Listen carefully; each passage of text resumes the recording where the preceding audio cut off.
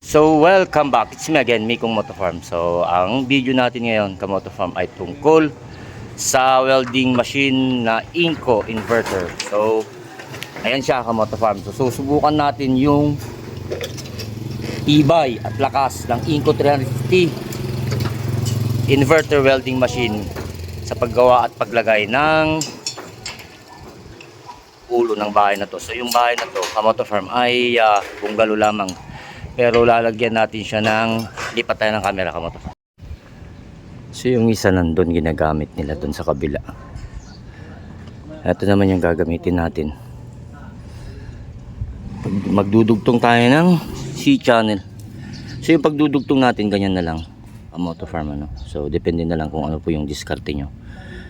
At siya nga pala, Kamotofarm, papaalala ko po sa inyo na hindi po tayo sponsor ng Inco welding machine. So Inco baka naman. So yan, magdudugtong tayo, Kamotofarm. So yung ilalagay natin ay beam, yun yung kapatid ko, foreman. Tapos mga channel bars. Ayan. So titignan natin yung tibay ngayon at lakas ng Inco 350 amperes. Kung gaano pa siya kalakas. So lahat to full wheel, diba? So gagamit tayo ng I-beam. Kaya maglalagay tayo ng base plate. So ayan siya, may base plate siya. Yan, kailangan nating i-level. So yun. So wala pa tayong nalagay, maglalagay pa lang tayo. Umpisahan pa lang natin, Kamotofarm. So let's go. Tapos ito yung isang inverter Inco na 320 ampere. So dalawa yung gagamitin namin. Tapos ito yung I-beam, ganyan siya kakapal. Ayan, tignan natin yung tibay at lakas ng Inco. Ayan, yung mga ilalagay natin. Hindi tayo makapagpunto sa taas kasi umuulan-ulan. Naglalagay na tayo ng base plate. So isa na lang yung ilalagay natin dyan. Okay.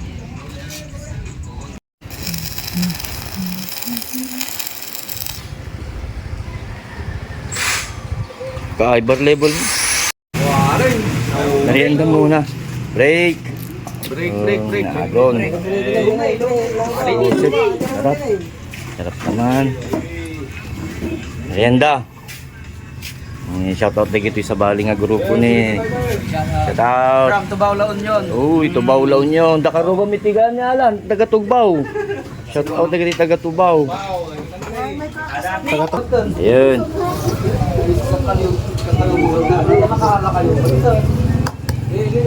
Lomi.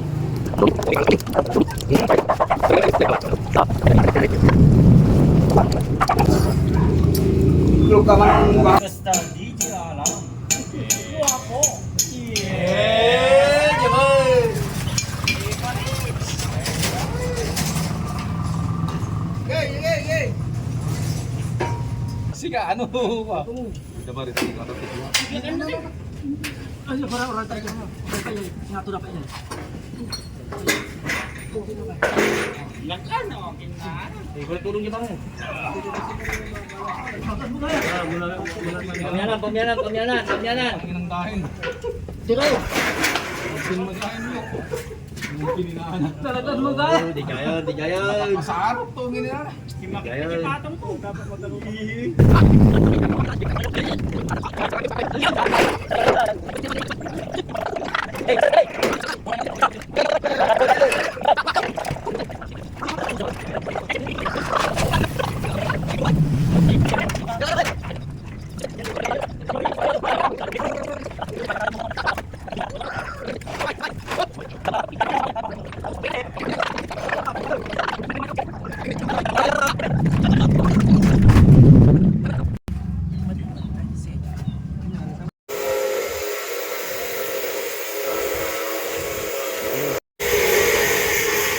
Nakapaglagay na tayo ng I-beam.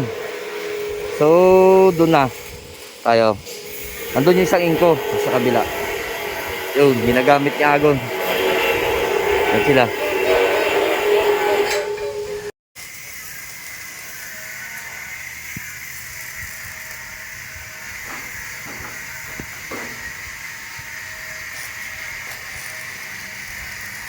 Nahala ka na. Umur tayo tatawan ni Pare Joseph kung kunada. May...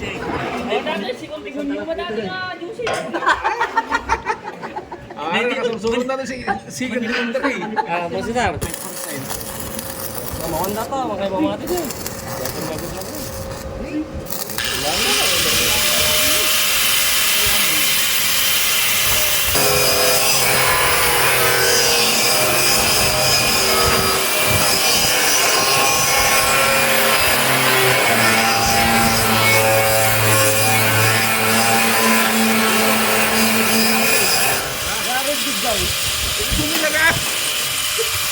Ay, napapaka!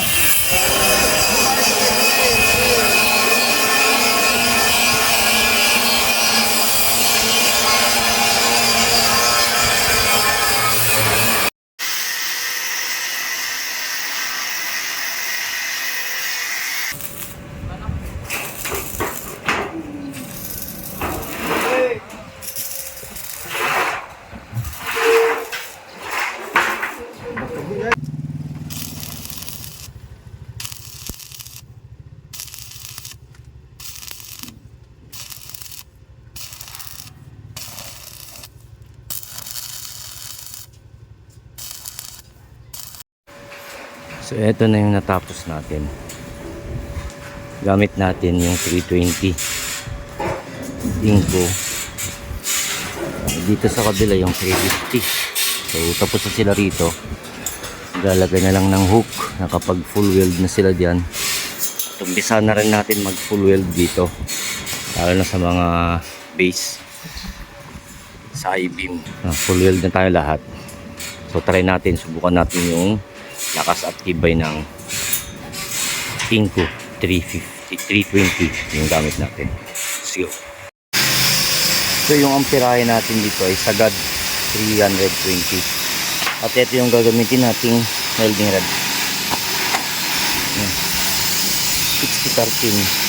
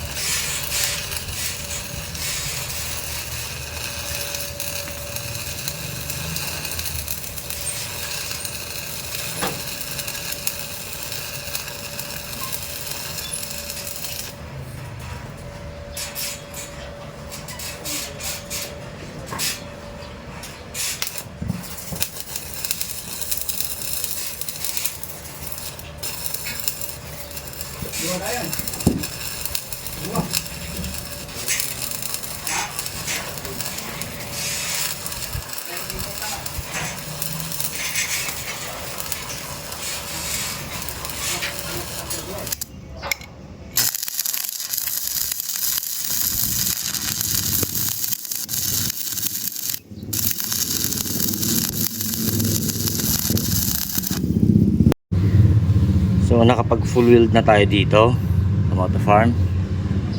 Tapos na lahat. So maglalagay na lang tayo ng Zipperlin connector. Tapos pintura. Pwede na tayo maglagay ng fascia board cover din yung gutter.